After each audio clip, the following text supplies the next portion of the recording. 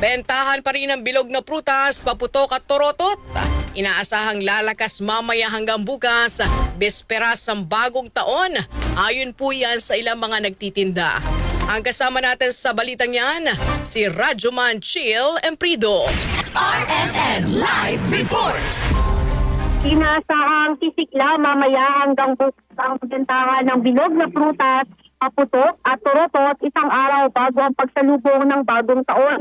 Ayon kay Abdul Jahil at Jam Cruz, bukas, bisperas ng bagong taon nila, inaasahan itong mas maraming mamimili para sa nasabing mga produkto. Asahan na rin daw ang taas presyo nito bukas, lalo pat mataas na ang demanda sa mga mamimili. Katapusan po ng December. 31 talaga. Doon din inaasahan na benta. Sa ngayon, nilalatag pa namin yung mga loses. Taas ba yung presyo ng torotot at ng paputok? Tataas yun. Tataas talaga. Lahat ng mga items na tataas yun. Tataas talaga. Okay naman po. Kagaya hapon, okay pa naman. Ano ba, tumal ba? Malakas na?